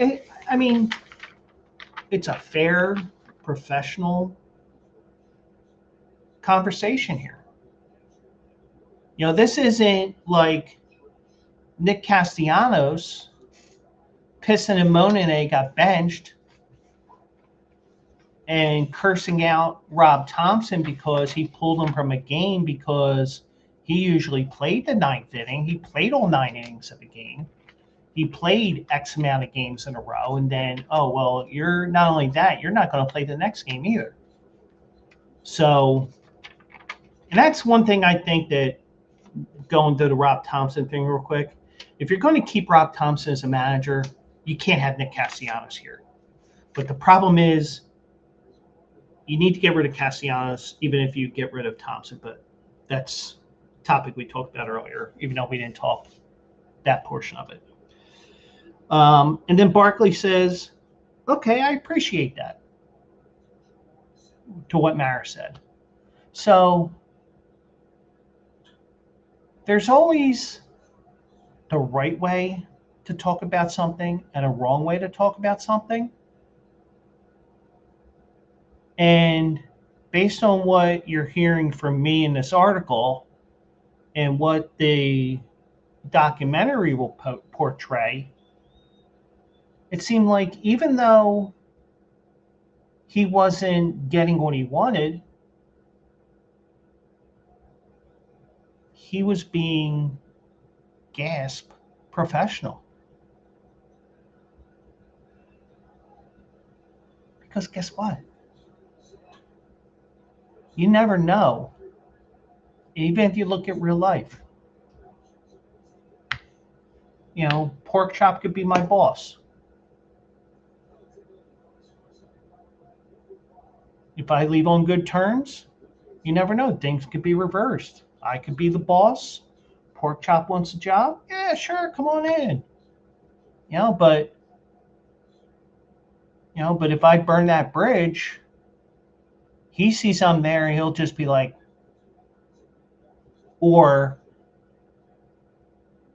do whatever he can to sabotage me, for example. And I know Pork Chop's not that type of person, but I'm not trying to pick on him, but he was the last person that talked in chat. If things have weird ways of going full circle, or things going back the way that they are. So, and we're even talking about life here as well, because you act the right way, but if you're provoked enough and you've been screwed multiple times in the same calendar year, you're going to send a nasty email to somebody like I did today. But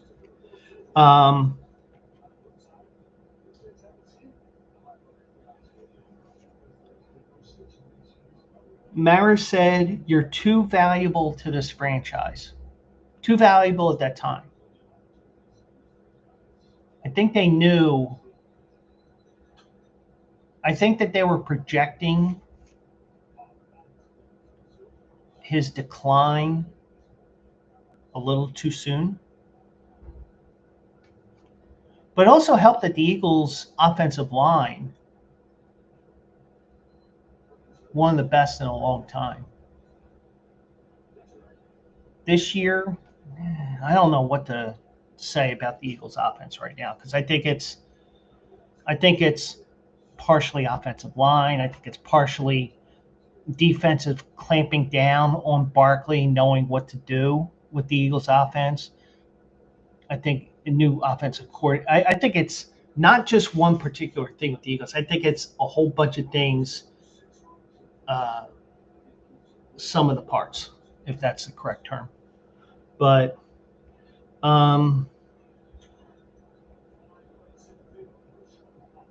so the documentary is going to show the negotiations took their toll on Barkley. And yeah, I would be pissed too, or have it take a toll on me. He said at times the situation affected his play. They really didn't appreciate me, to be honest, he said after 35 carries and a win over Houston. But, sometimes, it's kind of like in baseball, This time of year, you're probably going to see a pitcher throw 125, 130 pitches. Or you're going to see, we've seen it already, a couple of relief pitchers that pitch one inning in the regular season, they're pitching 2-3 innings because it's the playoffs. But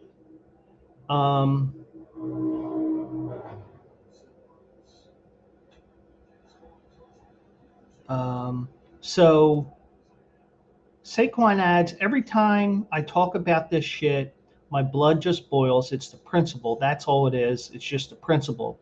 I would have signed for $10 million, 11 if they had operated a whole different way. So the Giants declined to use the franchise tag on him for the second consecutive year. After the Giants went 6-11, we know what happens. He goes to the Eagles. They win the Super Bowl, all that stuff. So Barkley revealed in the documentary he was offered $11.5 million per year and $23 million guaranteed in a deal from the Giants before the July 2023 deadline. His deal with the Eagles is $37 million over 3 years. So we're talking about the same range.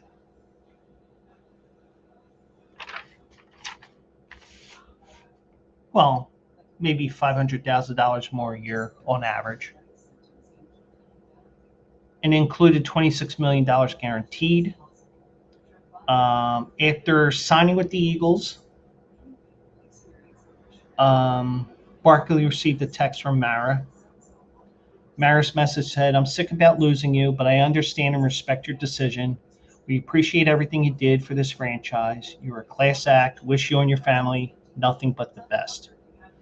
And this documentary was shot over 5 years when Barkley tore his ACL.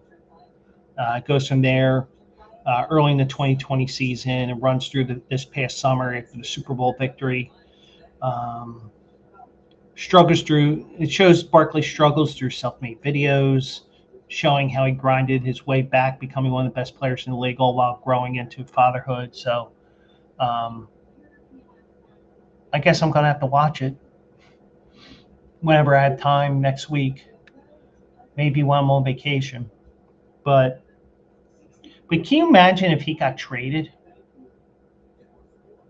First of all, the backlash. What are the Giants doing? But also,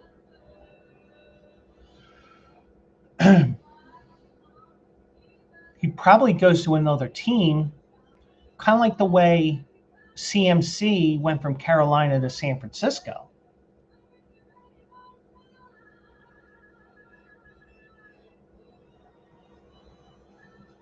Eagles definitely don't have a second Super Bowl. But at least it appears, even though it was the business aspect of it, I think on a personal level, from what this reads, I think that when you look at everything,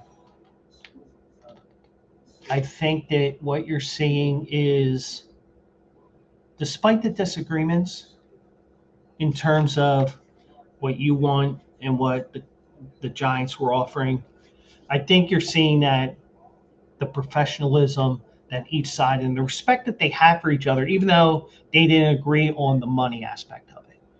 And the thing is, you can still be that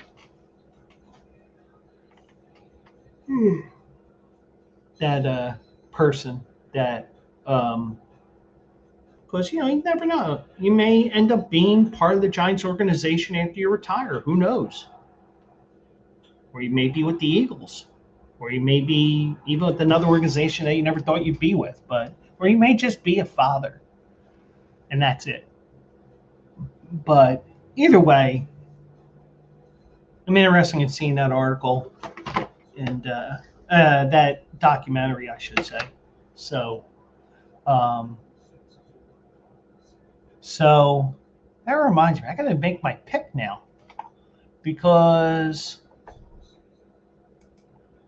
I mean, even though I knew the Eagles were playing Thursday, because me and Mike were talking after the game and were saying, "Yeah, you got Thursday night football and all that." So I'm probably not gonna. I'm probably going to be starting late. I get that feeling because once people start complaining, they're going to do their own thing. And even if it's me complaining about people fucking up my schedule,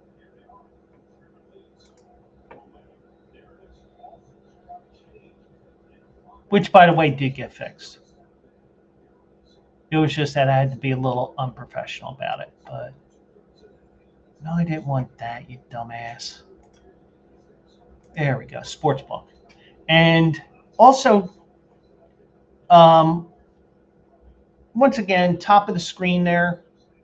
If you're looking to open up an account, I promote FanDuel because I use it for the horse racing side, because we do have that show also eligible Saturday mornings at 10 a.m. And I'm leaning towards Laurel Park this weekend, so check that out on the Bleacher Brothers channels here.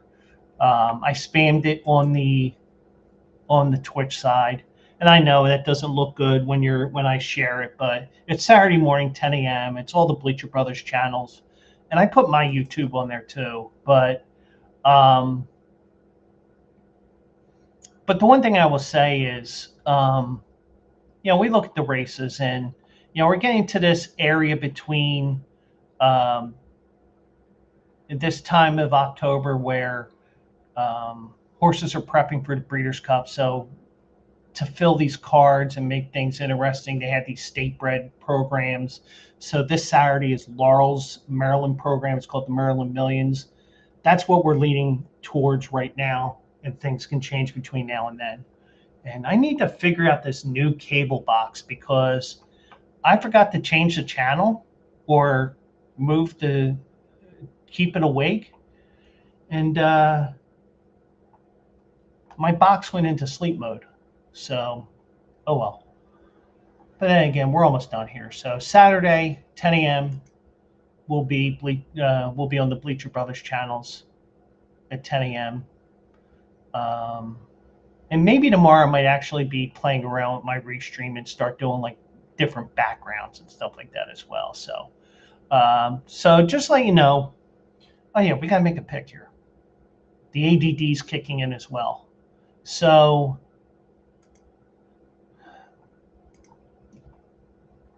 yikes. All right, so let me share my screen one final time tonight. Now,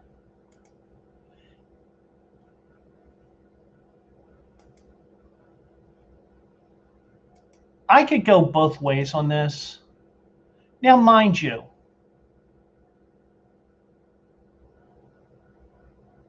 if you think about this,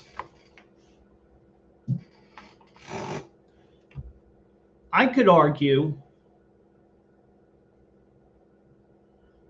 Eagles got embarrassed in the fourth quarter at home, giving up 18 points, very undisciplined during the game, all that shit.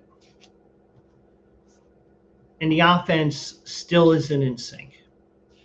We can say it's Petullo, we can say it's Hurts, we could say it's A.J. Brown complaining.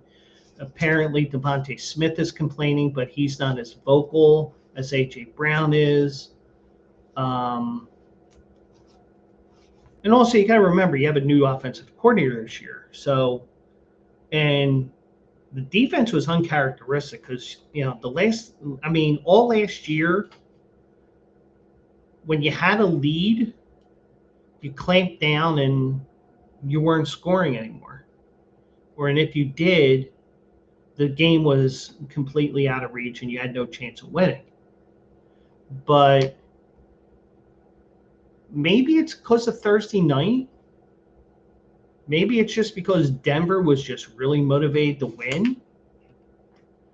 And maybe Sean Payton is an evil prick because he took the bus after the game and rode it up and down Broad Street, saying that that's the only team bus they're going to see on Broad Street this year. Now, I can also argue with the Eagles' defense in this game. I could also argue that now that you have 2 full games of video of Jackson Dart, Eagles can start seeing tendencies, but you got a short week for that third game. But the good news for the Eagles is they get rid of this Thursday game early in the year. Thank God. Or the Thursday in the middle of the season, I should say, because they did have a Thursday game to start the year, but that's something different.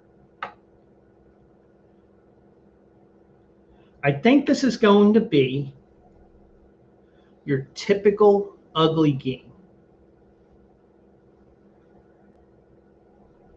And we could see the Eagles, we could see them right the ship and just blow the shit out of the Giants. This line scares me. Because part of me just wants to say, I don't feel good about this game. I'm going with the Giants. But I'm not. That's not my official pick.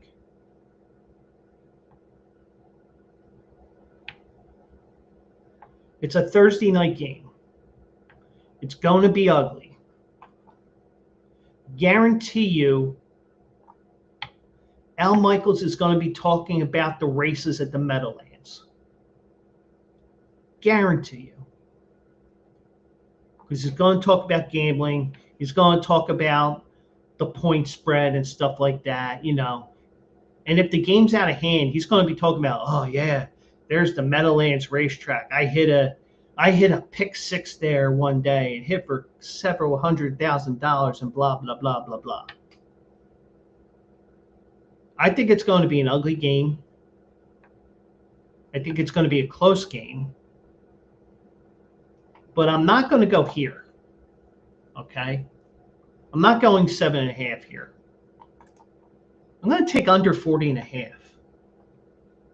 I think it's going to be an ugly 21-17 game, 17-14 game, something like that. A very common score that is very low scoring. It's going to be a very uncomfortable game. And God forbid the Phillies win tomorrow night in LA in those god-awful powder blue uniforms because they petitioned Major League Baseball and were granted the opportunity to wear them.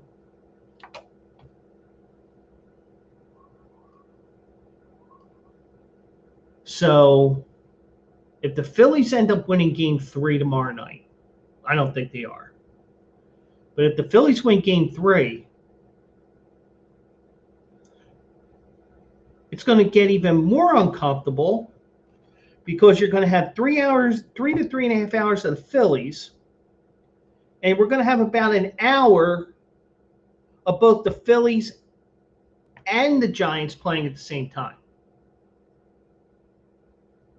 Thanks, guys. But I think this is an ugly game. My play's a little bit different tonight. I'm going under 40.5 for Thursday night. I just think it's going to be one of those ugly games, 17-14. I wouldn't be surprised if it's 10-7. It's just going to be a low-scoring, ugly game. You know, let's talk about Jimmy Hoffa being buried in the one end zone and shit like that. You know, it's not going to be a fun game to watch. And I'm going under 40.5. And oh, by the way, if Nick Foles made a wager on his podcast that if the Eagles do not sweep the Giants, if the Giants win one of the two games, that's where his exact words. He'll pay off his bet. I think he's got to wear a Giants jersey or whatever. But whatever it is, he's got to pay off. But my pick for tomorrow, or for Thursday night, is the New York Giants and Philadelphia Eagles under 40.5 points. That is my play for Thursday Night Football, because as long as I remember, I pick all the games. So let me go here.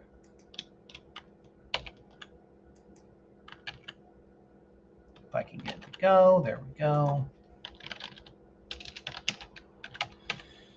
And I got a bunch of spreadsheet shit to do tomorrow, including the Philly fade, which I forgot that I had to do tonight. So, but anyways, that's going to be it for this show.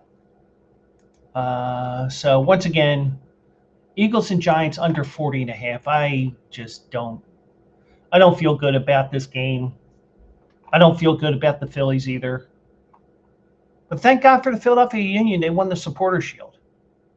But unfortunately, because we live in America, we're not the league champs. We won the regular season title, but we're not the league champs. Not the champions of the league. I mean, we're just the regular season champions, where all the other leagues around the world, well, most of the leagues around the world, you win the regular season, you're the league champion. You know, if this were the English Premier League, you'd be the Premier League champions, but we're not. So, but anyways, enough about that. So I do want to thank everybody for joining me tonight, those that were watching on Twitch, because we had some big numbers tonight. I do appreciate everybody for doing that. Don't forget, you can subscribe to the Joe Quills Show now. You know, click if you want to. I'm not saying, because, you know, I'm not the type of person that's going to say, gimme, gimme, gimme. I'm not that type of person. I'll let you decide. And if you want to do it, I'm more than honored. You know, cheers and donations and all that stuff, they're appreciated, but I do not expect it. I'm never going to have my hand out.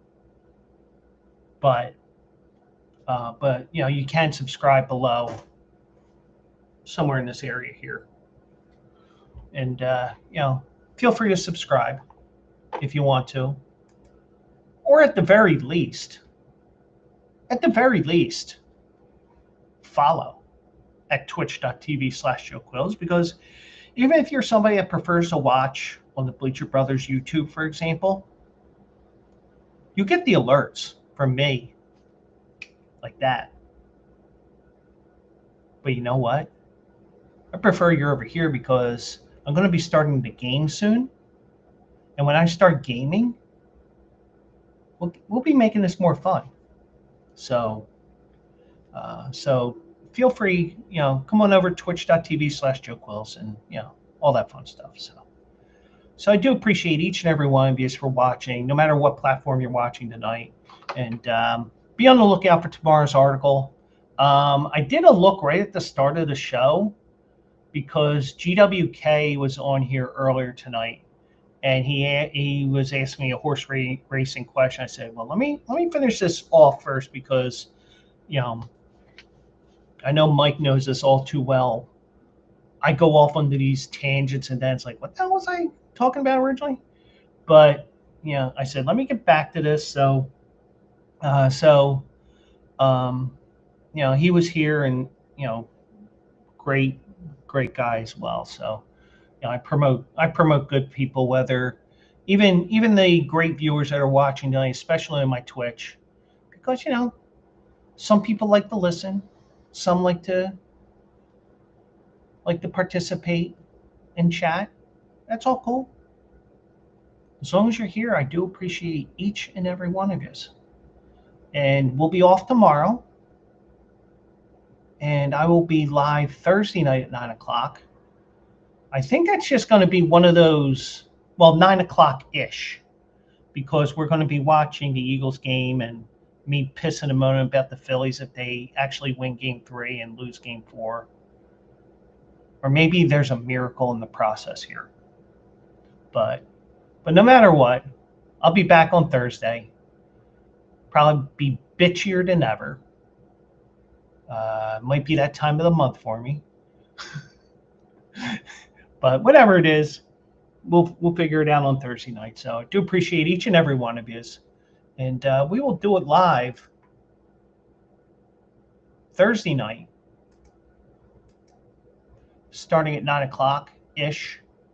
And I think it's just going to be one of those Eagles-Giants games. And who knows, maybe if somebody wants to come on, I'll send them the link and we can have some fun with that as well. So, but whatever we do, I do appreciate everybody. Hope you come back Thursday night, and we'll do it live, hopefully with an Eagles win. But I don't feel good about this game for whatever reason. I don't know why it is, and probably means the Eagles are either going to win by 40 or lose by 40. But either way, I'll catch you guys on Thursday. Thank you so much for joining me, and I'll see you guys in the winner's circle.